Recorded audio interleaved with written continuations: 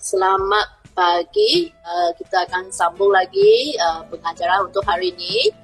Untuk hari ini kita akan teruskan bab 4, pengangkutan dalam tumbuhan. Kita akan masuk satu subtopik yang dinamakan 4.4 fitoremediasi. So, nanti kita akan belajar apa itu fitoremediasi. Kalau BI, dinamakan fitoremediasi. Apa standard pembelajaran untuk 4.4? Pertama sekali, kamu perlu mendefinisikan fitoremediasi. Apa yang dimaksudkan dengan fitoremediasi? Seterusnya, kamu kena dapat menerangkan penggunaan fitoremediasi. Dan last sekali, mengeksperimen untuk mengkaji keberkesanan tumbuhan fitoremediasi dalam pengawalan pencemaran air dan pencemaran tanah. Sekiranya air sisa ni hasil dari aktiviti domestik dari kawasan perumahan, dari pertanian, bidang pertanian, bidang peternakan dan bidang perindustrian, dari kilang-kilang, air yang terlepas keluar yang tidak dirawat akan mencemarkan alam sekitar dan menjejaskan kesihatan manusia. Kalau air yang dilepaskan dari aktiviti domestik, aktiviti pertanian, peternakan dan perindustrian, kemungkinan dipenuhi dengan logam berat ataupun bahan pencemar.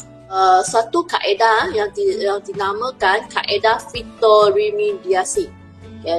Dia merupakan salah satu alternatif untuk menangani krisis kekurangan bekalan air bersih, menangani isu pencemaran sumber air dan menangani kos rawatan air yang semakin meningkat. Apa itu fitoremediasi? Fitoremediasi, perkataannya adalah berasal dari Yunani kuno, phyto ataupun fito rujuk kepada tumbuh-tumbuhannya. Remedium, remedium dari bahasa Latin yang memperbaiki atau membetulkan. Fitoremediasi bermaksud satu kaedah rawatan yang menggunakan tumbuhan untuk tujuan degradasi, pengekstrakan atau penyingkiran bahan di dalam tanah dan air. Cikgu akan terangkan dengan lebih terperinci dengan apa yang dimaksudkan dengan degradasi, pengekstrakan dan penyingkiran. Tumbuhan merawat air, merawat tanah ataupun merawat utara yang tercemar. Strategi fitoremediasi. Kamu boleh lihat dari raja, fitovolatisasi, di mana bahan cemar meluap dan bebas ke atmosfera. Maksudnya sesuatu bahan yang bercemar dia boleh meluap. Dia diangkut ke dalam tumbuh-tumbuhan dan sampai ke daun, dia akan meluap dan bebas ke atmosfera. So, dengan ni bahan yang tercemar, kalau sudah melalui tumbuh-tumbuhan, dia terbebas ke atmosfera, dia sudah jadi tak mencemarkan atmosfera. Fitodegradasi, dan termasuk dengan fitostimulasi adalah di mana bahan cemar terurai oleh enzim tertentu. Enzim-enzim ni adalah terdapat di dalam tumbuh-tumbuhan. So, bahan cemar akan diuraikan oleh enzim tertentu yang terdapat dalam tumbuh-tumbuhan. Dan seterusnya, fitostabilisasi, di mana bahan cemar termendak dan disekat gerak. Dan last sekali, fitoekstraktan. bahan cemar terkumpul dan dibuang. Okay, next ya. Bahan yang mungkin mengalami fitoremediasi, okay, termasuk logam, contoh logam palladium, zinc, cadmium, kuprum, nikel, mercury, meteoroid. Seterusnya sepertian bukan organik, contohnya nitrat, fosfat, unsur kimia radioaktif, uranium, hydrocarbon, bacterium, racun berosak, racun herba, bahan letupan, TNT ataupun DNT, berlarut berklorin, sisa organik industri. Semua bahan-bahan ni yang terbebas dari kilang, terbebas dari bidang pertanian, menjejaskan alam semula jadi, ataupun menjejaskan kesihatan badan manusia. So bahan-bahan ni perlu mengalami fitoremediasi. Seterusnya kita lihat apakah penggunaan fitoremediasi dalam kehidupan. Contohnya Iconia crypsis ataupun dalam nama biasa geladi bunting. Inilah rupanya geladi bunting. Biasanya kita tak boleh jumpa di tasik. Sebenarnya tumbuhan ni geladi bunting, dia mempunyai akar yang panjang. Kamu cuba lihat raja yang cikgu showkan sini. Ada akar yang panjang. Dengan akar yang panjang, dia boleh mengumpulkan logam berat, hasil kuprum dengan palladium di dalam air. Next, bunga matahari. Bunga matahari digunakan untuk remediasi tanah yang tercemar akibat loji letupan di Chernobyl, Rusia. Inilah keadaan ke nombor 4 di loji jana kuasa nuklear Chernobyl, meletup ketika satu hujan keselamatan. So asap ni penuh dengan bahan radioaktif. Tumbuhan haiwan memang tak boleh hidup di kawasan tu. So dengan cara ni tanam dengan bunga matahari. Sebab bunga matahari dia bertindak sebagai hypercumulator. Dengan ini dapat menyingkirkan logam berat. Logam berat yang dapat disingkirkan contohnya zinc, chromium, kuprum, palladium, nikel, cesium, strontium. Cesium dengan strontium itu bahan radioaktif. Bunga matahari boleh membersihkanlah ataupun merawat tanah yang tercemar yang disebabkan oleh bahan radioaktif ataupun yang disebabkan oleh logam berat. Ketiga, Pistia stratiops, ataupun yang dinamakan pokok kiampang, mempunyai kadar pertumbuhan yang cepat, mampu mengakumulasi logam berat dan menyerap nutrien di loji bahan. Keempat, pokok kangkung. Pokok kangkung, akar pokok kangkung darat berupaya untuk menyerap merkuri dari dalam tanah. Untuk akar pokok kangkung air dapat menyerap logam berat kadmium daripada air.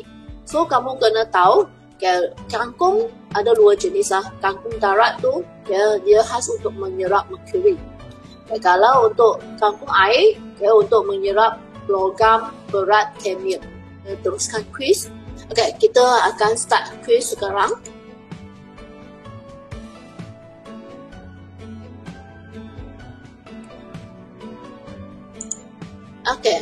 Apa melupakan kaedah rawatan yang menggunakan tumbuhan untuk tujuan degradasi, berekstrakan atau pengingkiran bahan pencemar di dalam tanah dan air.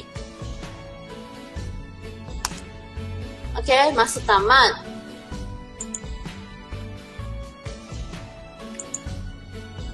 Jawapan adalah fitoremediasi.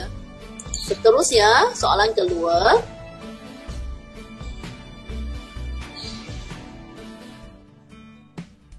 Apakah yang digunakan dalam fitoremediasi untuk merawat pencemaran air dan tanah? Alga, mikroorganisma, bakteria ataupun tumbuhan hijau. Okay, jawapan apa? Okay, jawapan adalah tumbuhan hijau. Okay, next question.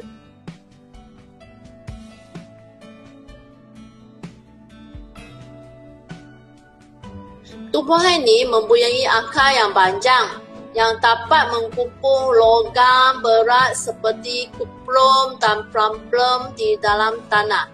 Apakah tumbuhan ini? Okay, ada pilihan jawapan: keladi punting, pokok kiambang, kangkung darat, bunga matahari. Okay, apa tumbuhan yang ada akar yang panjang? Okay, semua sudah jawab habis. Okay, jawapannya keladi punting. Okay, boleh next.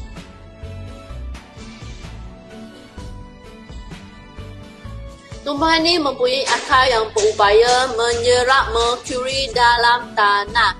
Apakah tumbuhan ini? Okay, kangkung darat, pokok kiambang, keladi punting, ataupun bunga matahari. Okay, sudah siap jawab? Kita lihat apa jawapan. Okay, jawapannya kangkung darat. Soalan yang ke-5. Tumbuhan ini bertindak sebagai hyperaccumulator yang dapat mengikir logam berat seperti zinc, chromium, kuprum, plum dan nikel. Okay, so apa tumbuhan ini? Okay, rasa senang saja. Okay, satu jawapan saja. Bunga matahari.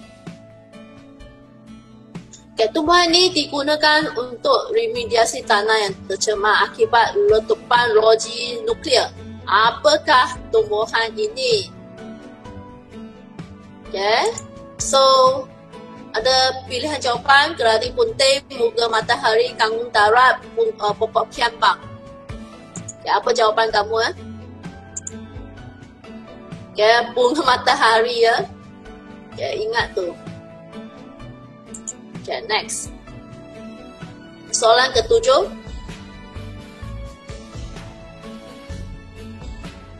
Tumbuhan ini digunakan untuk merawat air sisa di loji tumbuhan melalui kaedah fitoremediasi.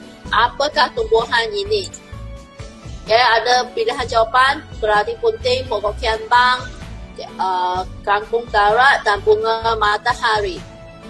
Okay, jawapan pokok kiambang. Okay, boleh? Seterusnya soalan ke-8.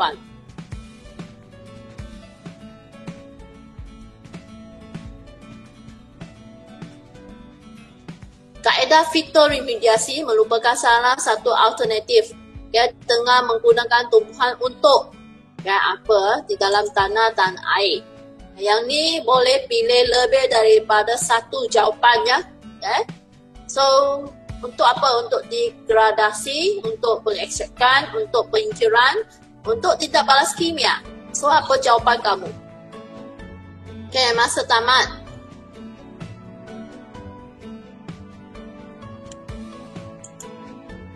Okay, ada tiga jawapannya, iaitu degradasi, pengekstrakan, pengingkiran.